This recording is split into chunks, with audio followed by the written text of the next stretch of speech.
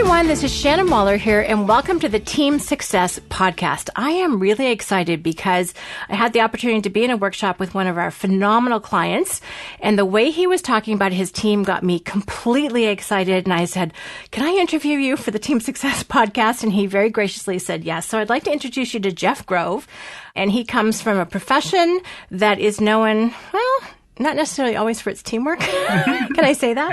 So I'm really excited because, Jeff, what you have, I think, your own metamorphosis in terms of leadership and what, what really inspires you and how you really now see your business, I think is pretty intriguing. And I know it will be of incredible benefit for those listening. So can you introduce yourself and just say who you are, where you are, and what you're up to? And then we'll get started.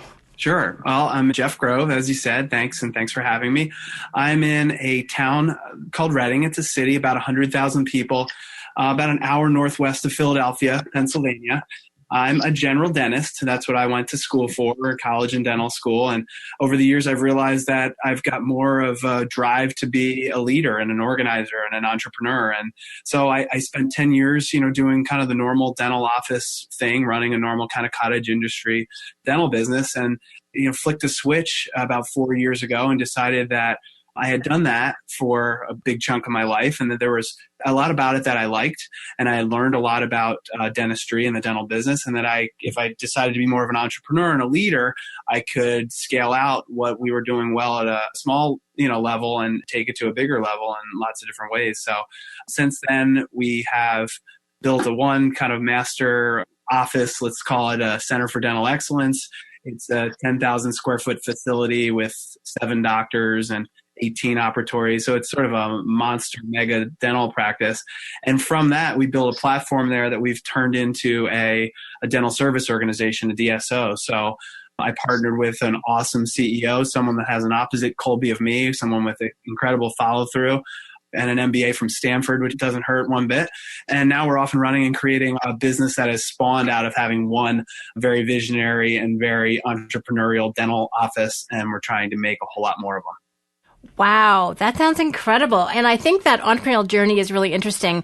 And this is part of why I was so excited, because all the dentists and strategic coach are entrepreneurial by nature, or this would not be at all attractive to them. But you really have made the shift. And we actually call it the double shift. But the main shift is thinking that, okay, I'm a fill in the blank, in your case, a dentist. 2, I'm an entrepreneur with a specialty in your case, dentistry. Right. And that is a major mindset shift that you've made. And then even you've taken another step further, which is into really being a leader and a developer of teams and different structures that will serve even a much greater audience. So it's an interesting mindset shift. And I want everyone listening to kind of pay attention to that and say, okay, do I see myself as just an expert in, or, someone who's very capable in one particular area? Or do you see yourself as an entrepreneur with a specialty in that? And that's an important shift to make. I can imagine there were a lot of changes for you once you made that decision. Yeah, a lot of changes and a lot of shifts. Mindset shifting, which is, what you just sort of touched on, has to happen in a lot of different areas of life and business. And one of the big ones for me, I truly believe I had to be a dentist and work at that level for that, 8, 9, 10 years. I had to gain that competency so that I had the leadership, the skills, and the background and, the chops, if you will, to realize that I could train other dentists to do what I had done at the level, the clinical level. And basically what we sell is dentistry. It's a craft. It's a service that we provide. That's how we make our revenues. I could get myself in the business of training and recruiting and hiring doctors rather than being the doctor in the chair myself. So if you can apply that mindset of that shift, or, here I am plugging away, fixing teeth, to bringing in a team of doctors and giving them great coaching, mentoring in all areas of their life, you can all of a sudden create this team of what you once were. And you've got a whole bunch of them. I really like that. And it reminds me of, when we were setting up this conversation, you talked about the path from being a craftsman. I appreciate, by the way, that you approach dentistry that way as a patient.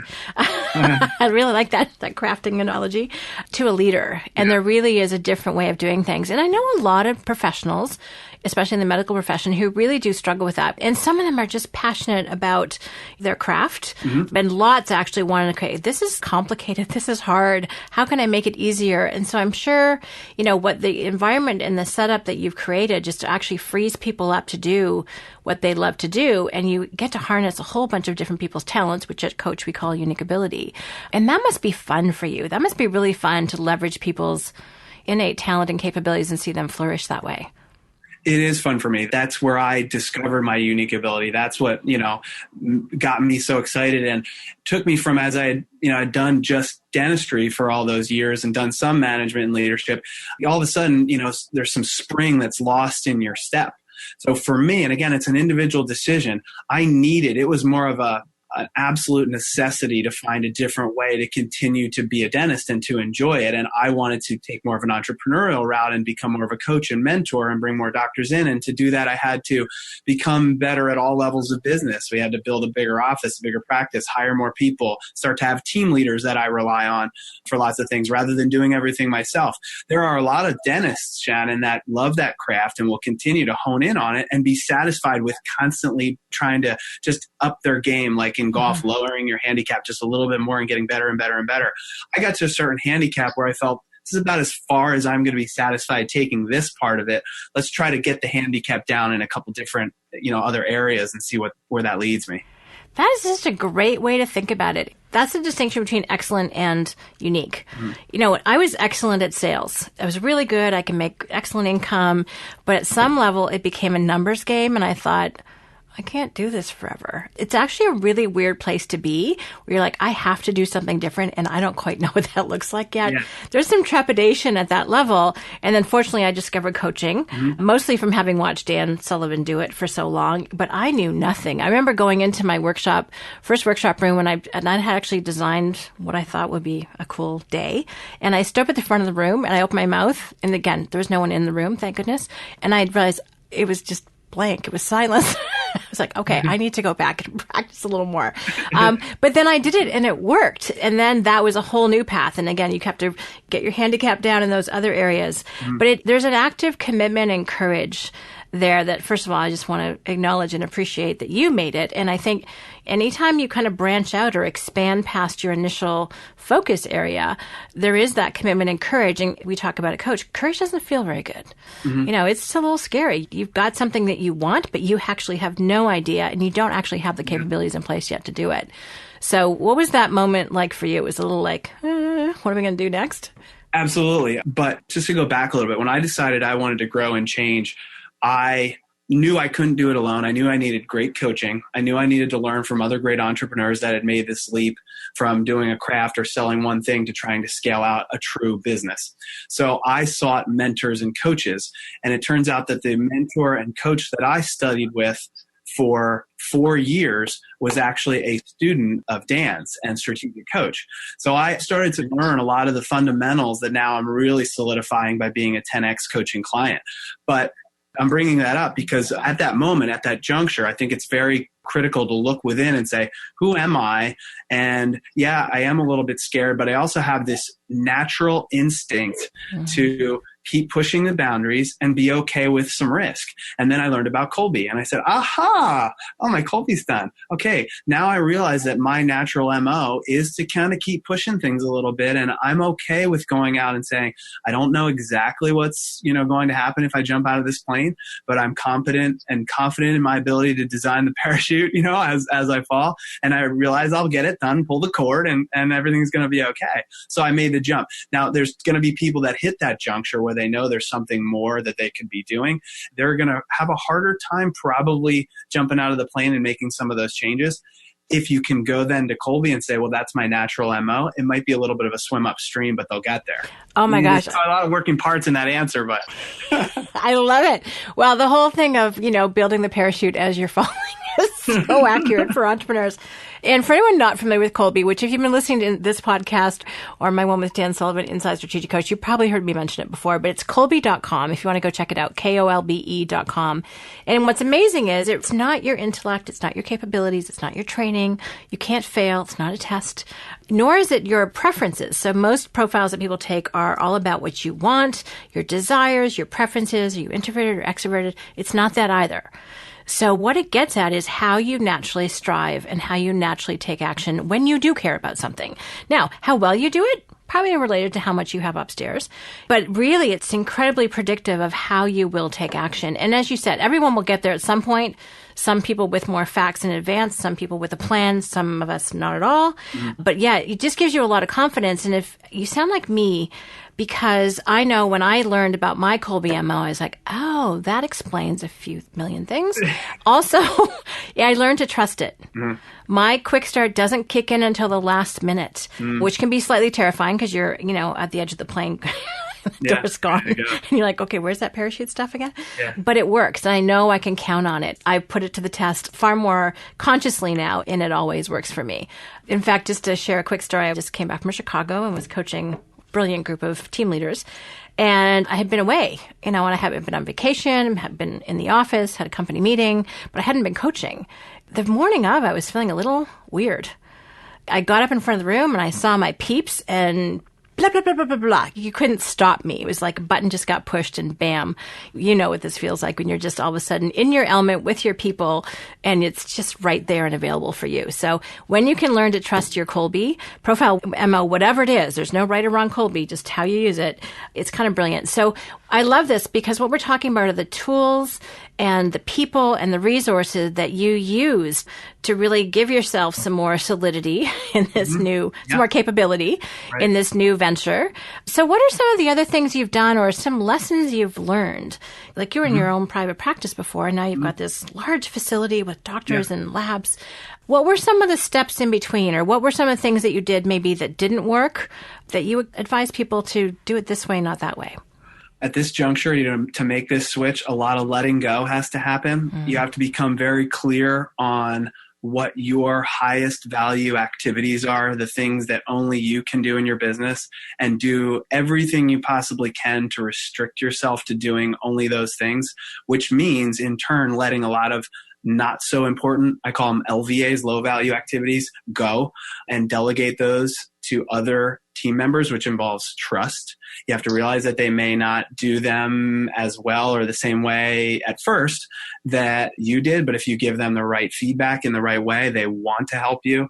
If you can inspire the vision, which is also something I would put on the list there, you need to inspire the vision. You need to tell everybody where you're driving the bus and make sure you've got the right people that are ready to go there. If they're not, it's probably better to figure out that very, very quickly. And once you have those people and they're inspired and they're ready to go with the vision, it's time then to start delegating the tasks and get everything off of your plate as the leader and the entrepreneur that you possibly can, and let your team, who is super willing, super capable, and super enthusiastic that you're entrusting them with that, to take the reins of some of those projects. And so that's where all of that greatness, it's almost like you want to make your big picture, you almost want to make yourself obsolete in your own business and unneeded as much as possible. And I think that takes a real high level of personal security, personal confidence, because there's some people that just want to hold on to things so tightly, Shannon, as you know, because it's their identity and they don't want to give that up. Yeah. But you've got to create a new identity for yourself and drive to that and let go of some of your old identity stuff. That is such a great way of putting that. I mean, as soon as you were talking, I'm thinking ego is the word that popped into mind. And letting go is really challenging. As you know, I wrote the book Multiplication by Subtraction, which really was inspired by the book Necessary Endings by Dr. Henry Cloud. And I think there's a personal letting go of old ways of doing things, old structures, and being willing to take that leap. To use another analogy, it's letting go of one trapeze so you can grab onto the next. Mm-hmm. And that takes for a little while you're in the air. I really liked your point about when people are willing, capable, and enthusiastic. Mm-hmm. What's interesting is I still have conversations relatively regularly with people who don't actually know that they're team members or that there are people out there who are willing, capable, and enthusiastic. So can you talk to that for a minute? You know when people say, well, there's no good people out there? Mm-hmm. And you're like, don't think that's true. Yeah. We found some. People give compliments to our team all the time because we're always so happy to see you. I think there's a bit of a misconception, which I think is a mindset, but I'd be really curious to get your take on that. Yeah, well, I agree with you. I think there's lots of really great, talented people out there. The key is getting everyone rallied around the same vision, the same destination, the same place that everyone is going, bringing people in and letting them know they're in a safe environment, being very transparent and vulnerable about where you are in the journey with the team as often as possible with them. I think that the leaders and the businesses that say there's no one good out there think that they're going to find someone on a job website and they're going to simply plop them in a chair, and that person's going to use the sixth form of communication. I don't know if I maybe heard that from Dan, which is the one where you read my mind or I read your mind and you just know exactly what I expect and want you to do, and you're just going to do it because I hired you and I pay you a certain wage. And that person's just going to get in there and, work miracles. They won't work miracles. They won't make a big impact in the company without direction, without vision, without trust, without vulnerability, without telling them exactly what you expect and highlighting, success criteria, all the things that strategic coach for me has emphasized as just key structure that needs to be put in place to ensure someone's success. And then when that's in place and someone still falls out of that, it's very quickly evident. And yes, maybe you didn't make a great hire, but there are great people out there that want to take on projects. They want to help companies grow. They want to sit there and enter the data and do some of the things maybe that isn't, in your natural wheelhouse. Yeah. You just raised a really, really good point. This is another, I'm throwing all the objections at you that I hear a lot. It's like, oh my gosh, how could anyone possibly want to enter data, clean up, or do the things that, if I think for me, it's anything administrative, it's just not in my wheelhouse. And I can do it. I'm capable of doing it. I'm not stupid. But at the same time, my attention span for it's about 2 minutes or less. Right. So I won't do it consistently. And it's bright, shiny object syndrome. I'm off to something that I consider more interesting. Right. So I think we have this mistaken thinking that just because we don't like it, no one else likes it. Yeah, that's right. Did you have to kind of get over that a little bit? Yeah. And, I know this isn't a podcast focused completely on Kolbe, but to go back to Kolbe, that's where we use the right fit. The Kolbe right fit, the analysis is taken, the supervisor of the job. And if it's me, I'm hiring a doctor, I fill out the right fit. I think it's the Kolbe B or the Kolbe C index. Kolbe C. The Kolbe C. I'm answering questions, and those questions lead to a description of a doctor in the Kolbe sense that fits the profile of who's going to be successful in our company, who's going to have that natural instinct to be successful with me as their leader and doing what they need to do to fit in and do well in our environment. And when you line that up, if they're not an A or a B, I really, really have to love a lot of other things to override that, because, as you said, you would be dead and miserable if you were doing administrative follow through spreadsheets all day. That's not part of your Kolbe natural instincts. You'd be swimming upstream all day. It would be an emotional and, I would say, an energy, let's just say, drain completely for you. You'd leave work exhausted and miserable, and you'd be looking for another job. So it's about getting the right people in the right spot, as Jim Collins says, in all of his books, getting the right people on the right bus that's going in the right direction in the right seats. Perfect. I love that. And that wisdom that he captured has been so true, and everyone just says it all the time because it's so accurate. And I love, by the way, that I can see your white doctor's coat right behind you as I'm looking at you. He really is a dentist, everybody. I love learning from lessons of what did not work.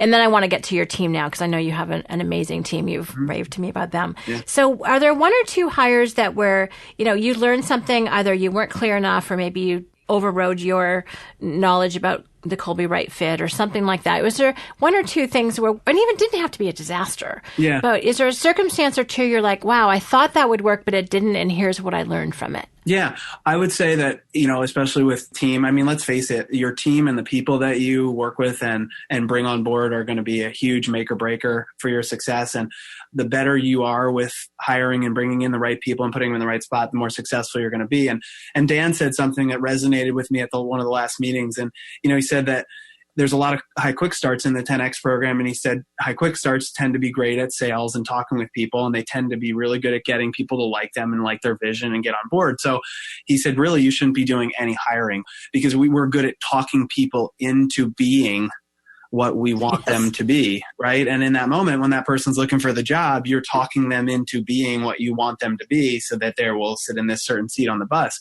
And so I've made the mistake of doing that, of selling the wrong person, the wrong fit person on an opportunity. And then really all you're doing is, it's 3 months later and that person isn't working, and you liked them a lot at the interview and when you met them, but you really knew in your heart of hearts you were trying to mold them into what you wanted them to be because you liked them. But really they have to have certain right fit characteristics right off the bat, or you're going to make some bad hires. And I think the bad hires I've made would go back to that, I would say, principle. and the violation of it. Yes. Any particular positions that you've done that with? Just Sure. out of curiosity. At this point, the main team that I focus on, besides the team leaders, is the doctors. I think the team leader story, though, would be more valuable for this podcast. One mistake that I've made, I probably had to make this mistake 2 or 3 times over the last 4 years till it really sunk in and I was able to quantify what the mistake is. And I would say it loud and clear on the podcast so that maybe someone won't make this same mistake. But it's very easy to promote someone into failure. Right. It's really easy to take someone who's really good functioning and firing along at this certain level in your company and think, because they're so good at their job, let's say they're a really good hygienist, or they're a really good dental assistant, or they're really good at taking payments at the front desk, that they all of a sudden would make a fantastic team leader for that whole growing department. Or all of a sudden you're going to take someone who's great with patients on the phones. We have a call center, so we're going to turn them into the leader and the developer of the call center. I've promoted multiple people into failure and lost wonderful people that were sitting in the right seat and doing a great job. I think I'm doing them a favor by putting them in a leadership spot, but really, like I said, I'm promoting them into a zone that they just weren't meant for. So, you have to know who not only is great at a job, but also is going to be a great teacher of that job. Somebody could be, going back to the golf analogy, can be a great golfer. You might stink at teaching people how to golf. You can be a great skier, but you can't teach kids how to ski. So you have to find the right person that's got the right skills to move up. And I would say probably some of the biggest failures I've made were promoting people into the wrong spot. That is such a brilliant point. And I'm sure everyone listening can go, yep, yeah, I've been there, done that. Yep. And then you keep doing it. You're like, darn, what's the problem here? I know. And I think to some extent we think that they're like us, right? Because we talked earlier about, being an expert in your craft and then wanting to go into leadership. I do that. I think it's a very natural human tendency, is that we think that other people are just like us and that they're going to want the same things that we want. Yeah. And we take them out of their area of expertise. But promoting to failure, I'm going to steal that term if I may, because I think it's brilliant. And I haven't heard anyone articulate it as well as you have just now, because that's a very particular danger. So thank you for that. That's huge. Yeah. And there's probably 4 or 5 positions where we've all done that. So talk about your team now, because I think you've probably learned from that mistake at this point. So talk about your team leader team and how you work with them. And I love the fact that everyone knows where the bus is going and they're going in the same direction. So how do they leverage you? Yeah. Well, the bus gets steered astray now and then, and we have to kind of steer it back on course. And, every once in a while the bus crashes into a wall and we have to repair it and, go around the wall, and the bus runs out of gas sometimes and we got to put some high octane back. So I love the graph that says like, this is what people think success is. And if I had a whiteboard, it's like this straight line to the top, but really success is like this zigzaggy all over the place, twists, turns, downs, ups. And that's 100% true. And that's true when you're working with a group of team leaders. My main focus, we've got 54 employees now. So, my main focus is working with those team leaders and doctors and making sure that you have a clear calendar of communication rhythms, meeting rhythms, we call it, these touch days and touch points where you're sitting down and talking one-on-one with your key people, where you have uninterrupted time. Maybe you're reviewing some key points, metrics, bullets, things that have come to mind over the last few weeks, but you have to have key one-on-one or group FaceTime with those key people as you move on. That's key for developing and keeping a leadership team on track.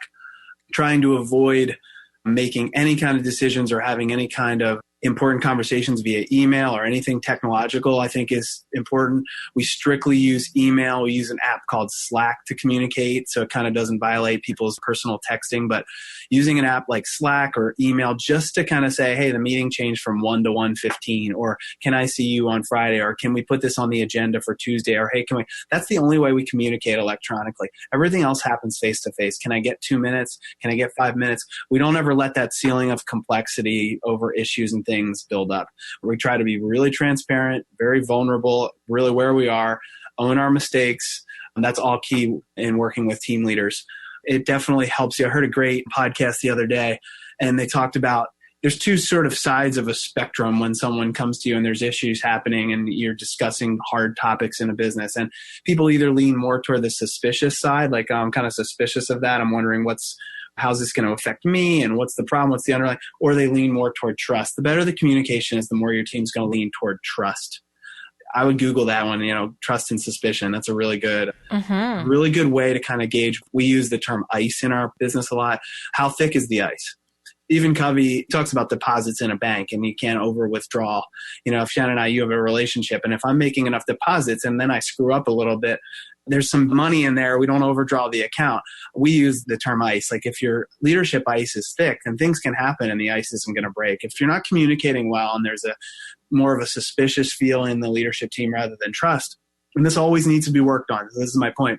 Always need to be working on that trust and communication. If there's that trust and good communication, the ice stays thick, and the ups and downs as you ride the bus towards your journey won't be as profoundly negatively impacting or effective. That's a great point. We, over the last year, we've been implementing a collaborative way, or instituting is probably a better word, which is all about listening generously, speaking straight, being for each other, honoring commitments and acknowledgement and appreciation so that we can thicken the ice. That's exactly the purpose of it. And with our leadership team, but also everybody else, because when you don't clean up a mess, like when you don't have that fierce conversation, as Susan Scott says, or you don't actually clean stuff up if you're disturbed about something, then ice gets thin and people don't bring up issues and they become more suspicious. Right. And it's incredibly important for you or the leader of the company or the leadership in an organization to be, as you said, incredibly transparent. It's kind of the opposite of ego sometimes, because it can be a little scary. It's like, oh, I screwed up. That's not something you want to say publicly that often. Right. Most of us like to think. Vulnerability. Yeah. So you've mentioned that a couple of times. So what does trust and transparency and vulnerability look like in your meetings? What might someone say, or how would that be exhibited in your conversations? I don't know is a key phrase that needs to be said more at meetings. Stop right there. You just said something that I did not get. I don't understand. Can you explain that? Asking questions is vulnerable. People that ask lots of questions are curious. They're discoverers. They're trying to get to the bottom of what is happening so that the meeting's effective. I think it happens way too often, whether it be a meeting of 4 people or a meeting of 400, where people just sit there and things are said and they don't know what's going on, but they just don't ask. They're afraid to stop. They're afraid to pause. And then you just check out. And then the time is wasted. So you need to say you don't know. You need to talk about things that you don't understand.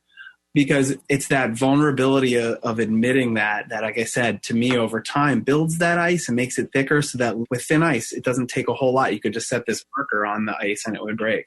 That doesn't take the weight of a whole lot to break thin ice. So yeah, I really like that. Those are great points. It's one of those things where as you get really good at what you're whatever your natural talents are, however you develop, it gets harder, I think, for some people to say, I don't know, I don't get it. And I was thinking as you're talking, one of the people I respect most on our leadership team is Tammy Coville. She's someone who will, Babs and Dan are the owners of Strategic Coach. And in our leadership meeting, she will talk to Babs. And Babs is a very clear, she's got command as one of her strengths, find her strengths. So she's a force. Wonderful, fun, funny, intelligent person, and she can be strong. And Tammy will say, well, hang on, I don't quite understand, or I don't quite get exactly what you want to accomplish, which I think takes some courage. I would have been personally more likely to go, I think I'll just go and figure it out after. But Tammy doesn't. Yeah. And then sure enough, as a result of the conversation, Babs is clear and we're all a lot clearer. Yeah. I'm so aware from coaching from Tammy, really, and watching her, just how useful it is to ask that question, because quite often the person who is articulating it wasn't as clear as they could have been, or they get clearer through the conversation if someone's willing to speak up. Absolutely. And there's people in that room that are saying, oh, I'm so glad she said she's not clear because I'm not clear either. Yeah. Another thing too is just in those meetings when you're having communication with your team and your team leaders, checking in on people's feelings and vulnerability in that situation to me looks like me leading that off by saying, hey, you know what we just talked about, guys? This new initiative to bring in, let's say, orthodontics at a higher level or to start our own pediatric dental practice. That feels really scary to me. Like I absolutely have no idea, what the nuts and bolts of that project look like at this point. But I know that together we can do it. And if you guys feel scared about it and it's kind of like no man's land for you, you've never been there, I'm right there with you. And just kind of acknowledging that transparency of especially emotions like fear and doubt And do I have what it takes? Those kinds of emotions that pop into everyone's head when they're sitting at a board table and discussing big topics. I love that, because the bottom line for me, I could imagine in your meetings, is they're incredibly real. Mm-hmm. There's no pretense. There's no faking it. Everyone's very genuine, very authentic, which means you actually are dealing with reality. Mm-hmm. I have a massive bias towards reality. Yeah. I'm really not very good at fake. Yeah. That's a great way to put it. I mean, just dealing with the reality of everything. Yeah, being very real, yeah. And taking it into account how people are feeling about something. And then it's like, okay, we're doing something scary together. All right, we're not alone in this. And that in itself is actually team building in a way. It's a way that's very acknowledging of people too. It doesn't step over top of that, which I think is really powerful. So how many team leaders do you have right now? We have 4 team leaders that operate at, running the dental practice level. And then we've got Dynamic Growth is the name of our new DSO, and we've got a CEO, so we've got a leader there. We just hired a marketing officer, and we have a controller. So we've got a couple different leadership groups that I kind of play in, and we all then come together for certain meetings, and then we have some separate meetings as well. So you talked about the communication pulse, or the pace of communication. I'm just curious because I know someone's going to be thinking this in their mind. So how often do you meet with people one-on-one? And is it weekly? Is it biweekly? Is it daily? Yeah. How do you pace things? Yeah, it depends. For my full-time doctors, I'm meeting with them every other week. Each one of them set aside an hour just for time with them one-on-one. I've got one core doctor that I'm grooming into kind of being the leader of this ship, kind of the admiral and the commander of this boat once we have other boats in the fleet. And so I'll meet with her once a week. With our CEO, I've got at least 2 set meetings a week, but I would say he and I talk and have some type of business related, at least an hour a day that we're talking. With my team leaders, it's once a week.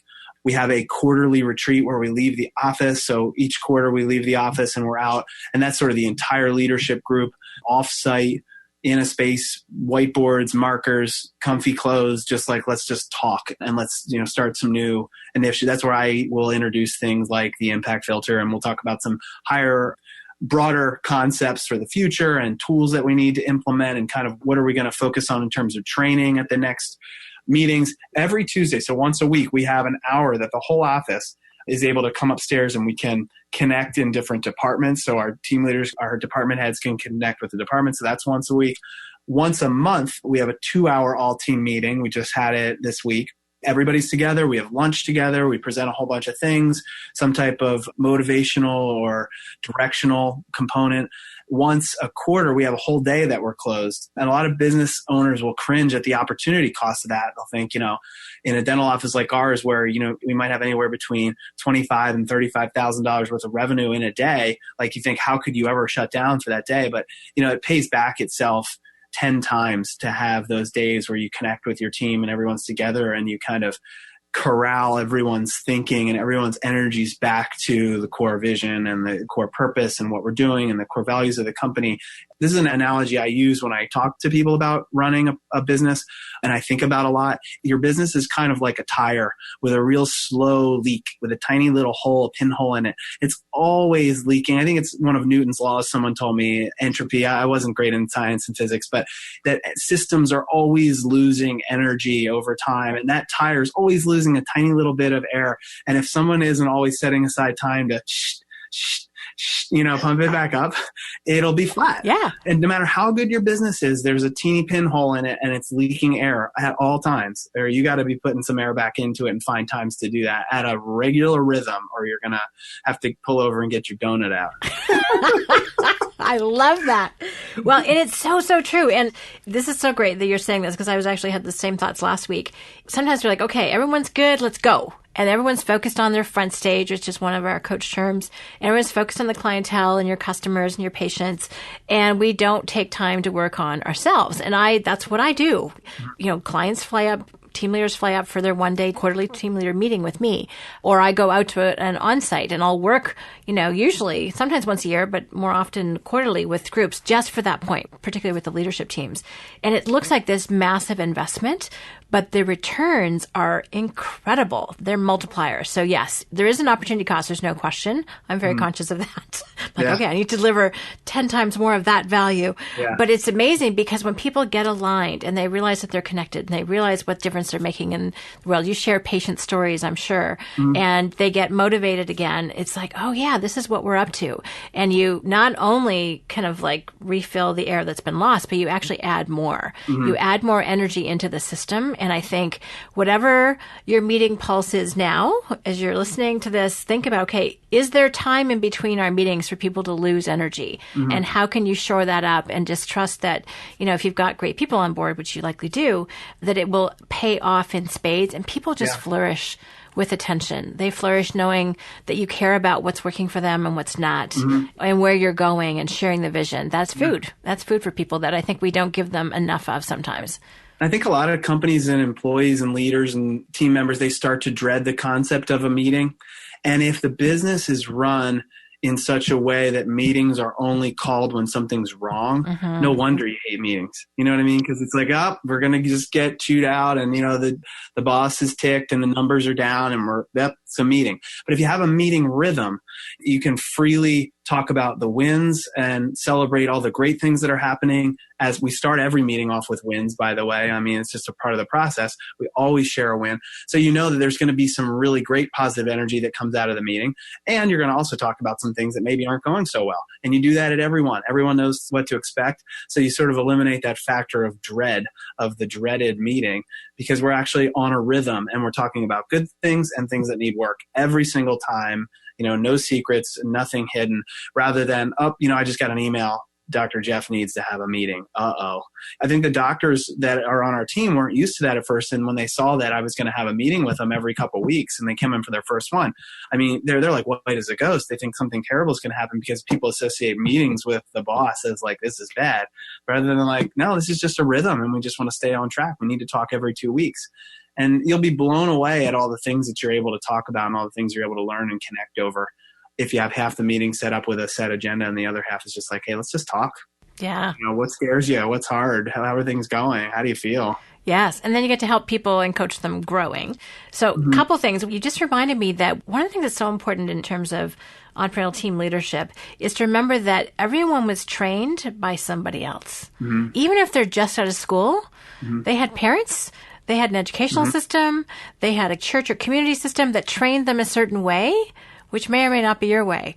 So there's some unlearning to do sometimes, even with the youngins, even with the new people, and to remember that. And people's own mindset, some people I think come into the planet sort of suspicious or trusting.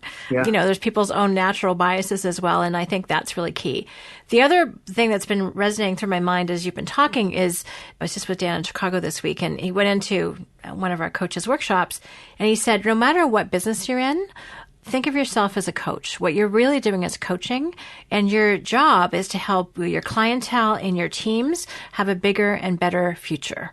Right. And you are just the epitome of that, Jeff, which I love. Thanks, Shannon. You started this conversation off by saying, like, what are the key switches that need to be flipped for you to go from the person that's doing the craft to that's perfectly said, the coach of the crafters. That's a great way to put it. Yeah. Thank you.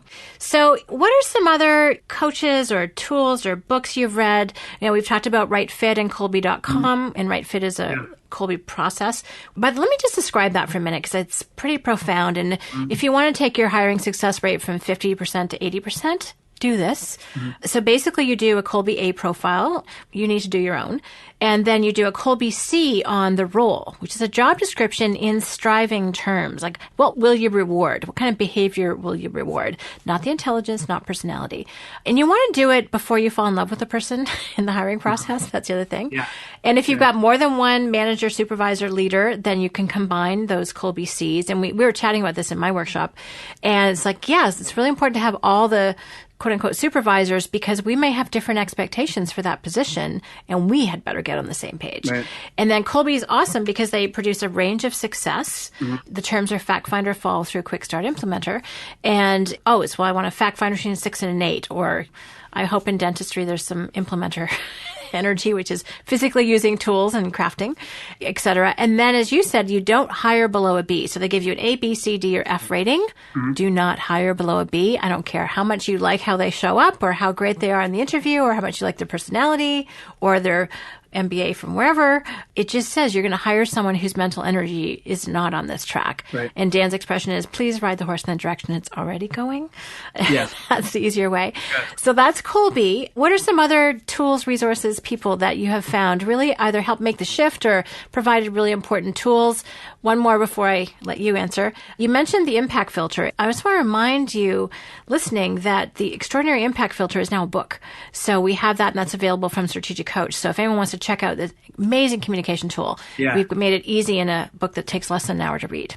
And I love that about Dan's books. And every single one of them, I always pull 2 or 3. As a quick start, I'm like bullet points only. And there's always tremendous bullet points that make so much sense there. A book early on that I used when I made that shift from being more of a practicing dentist to an entrepreneurial leader and, a growth agent in the company was John Maxwell's Fundamentals of Leadership, really trying to distill down and understand what leadership is and what it looks like. And John Maxwell's version and what he teaches about leadership, and I haven't had the pleasure of hearing him speak or been in any of his classes, but as far as what he understands and knows about leadership, it's a really servant-based style of leadership. And it is that coaching-based. Your job is to bring out the best unique abilities in everyone that you come in contact with in your business and outside your business and for your patients or your clients or your customers. And if you can do that, that's really truly what defines you as a leader. So I would start with that 21 Irrefutable Laws, I think it's called, is just a great read. It can become a great reference book for you. He also has a great daily reader, 365-day daily reader that I've probably been through for 4 years in a row. And I just keep reading them and I've earmarked every one. And it's just a great way to start your day and get you in that mind frame of being that coach that you were saying, Dan referenced. Oh, I love that. Good. Anything else that comes to mind is something that just kind of keeps you on your best game for that? Always be seeking mentors, always be looking to hear great ideas and be able to put them into place. This is just more of a generalization rather than a specific thing. But, when someone reaches out to you to make a connection, try to make as many connections as you possibly can. Say yes to as many short meetings as you possibly can to try to make connections with people. It'll help you grow in whatever industry or field that you're in. There was a moment where I had the choice to I could have just gone to lunch and said no to a phone call that led to me connecting with Ryan, who has now moved his family from California to Pennsylvania to become our CEO of our new growing company. If I would have just said, you know what, my day's busy and I just don't feel like taking that one call, that one connection, that one person that wanted to introduce me to Ryan, none of this would have ever happened. And now we're on, our way to having a company that could have 50 dental offices someday. So I just keep saying yes to opportunities. And when doors are open, keep walking through them. Oh, I love, love, love that. That's awesome. It makes me think, because I can actually picture our conversation. We were in the cafe and that was kind of a short meeting and then it led to this. So I'm with that. Right. Yeah. Yeah. So just as we start to wrap up, I'm really clear where you came from and where you are now. What are you looking forward to? You mentioned 50 dental offices. So what are you really excited about? And what do you see is now possible that you've moved into this leadership coaching role? Because I'm sure the future is a lot bigger than it used to be. Oh, it almost seems boundless compared to where it was before. At this point, I just don't see any limits. I had a call with Dan a couple weeks ago. Dan and one of our partners and associates down here, Dan got on a call with us voluntarily, just giving some more of his time. And we discussed some numbers and some opportunities. And Dan sort of said, no, whoa. That's way too low of a goal for you guys, and he threw out this number and the size of a business that he thought we were capable of. And just 10 or 15 minutes of talking with Dan, it seems absolutely possible.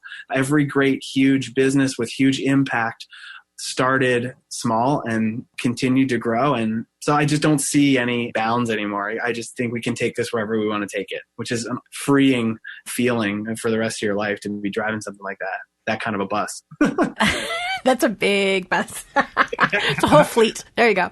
I'm laughing because I just was at the Game Changer workshop yesterday. And it was fun because what you just said is exactly what happened in that, it's a very collaborative, obviously the focus of the Game Changer is collaboration.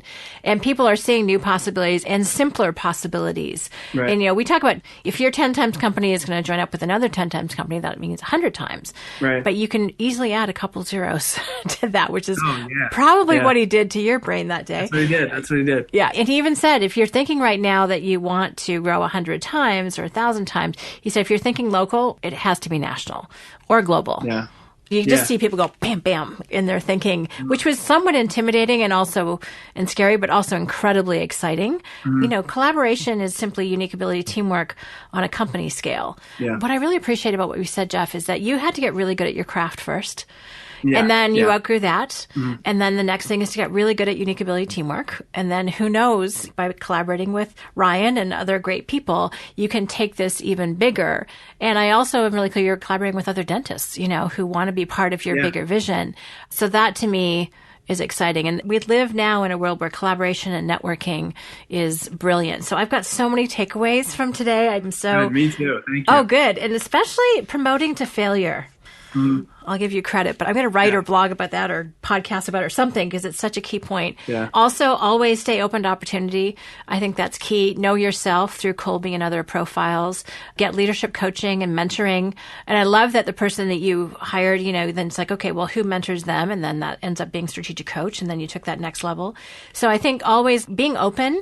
And then I think also the rhythm of the meetings is key. And a slow leak analogy, I think, is completely accurate. Yeah. So I have gotten so many rich takeaways from our conversation today. And me too. Thank you. Thank you. Just to validate what Dan said, the future is boundless. It's whatever you make of it and as big as your imagination could be. What advice, just because I like to wrap up with some more sharing, if someone's looking at this jump, if they're in that craftsman phase or even as an existing team member or team leader in a company and they want to go to the next level, any do's and don'ts? You've talked about a few already, but what kind of words of wisdom would you like to share just as a final wrap up? Yeah, don't do it alone. Talk to the key people in your organization about what you're thinking. I very early on in the process of growing got my spouse and best friend, my wife of 16 years, on with me and got her involved and told her what I wanted to do. Dan says in life, one of the things that will keep you going are stockpiling three things, right? Purpose, friends, and money. So when it comes to stockpiling purpose, I communicated that need to stockpile and grow my purpose to very, very key people and say it out loud as often as you can because, they're going to remind you of who you are and what your key instincts are. And they're going to, if they can truly see that fire lit in your eyes, they're going to continue to nudge you forward if they're truly your biggest supporters and your biggest fans. So I would say bring key people into the conversation very early on when you're thinking about it and, use those conversations to continue to motivate each other and get some people involved. If you come up with an idea that is in your head and it just kind of stays in your head, it usually doesn't really go anywhere. You've got to kind of get it out there on paper and get it out to some key people and start talking about it to get the process moving forward. I love that. That's great advice. Jeff, thank you so much. I'm very excited. I think for me, it's just been great to talk to you about what your leadership journey has been. Sounds very formal. But I think there's a lot of changes and a lot of mindset shifts, as we talked about at the beginning, that you've gone through. And sharing it and hearing about it, what worked, what hadn't worked, because that is so useful. I mean, I like to share my failures. I'm like, don't do that because it was painful. But I think I just really appreciate you being so transparent and authentic and real with what you've experienced. And you just have so much wisdom that you've already accumulated and stockpiled. And you're going to get a lot more as you grow even bigger. 1,000, 10,000 times, who knows? So I'm excited to kind of tap in with you at this little snapshot in where you're at, and I can't wait to see what you create out of it. But thank you so much for being willing to take the time to share it with us. It's awesome. It was my pleasure, Shannon. Thank you. Great. Thank you, Jeff. Take care. Thank you, everyone, for listening. I hope you've enjoyed this conversation with Jeff and me all about entrepreneurial leadership and how you can really make that journey in the wisest, easiest, and most transparent way possible.